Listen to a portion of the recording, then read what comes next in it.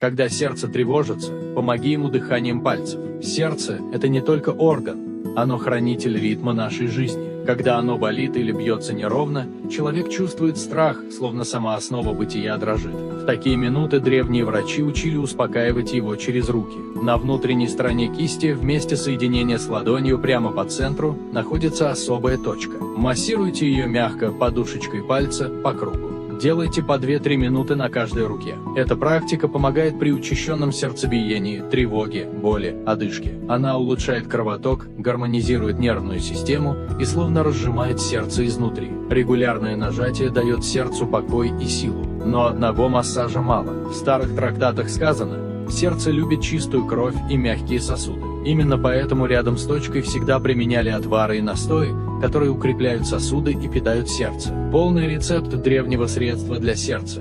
Telegram, ссылка в профиле.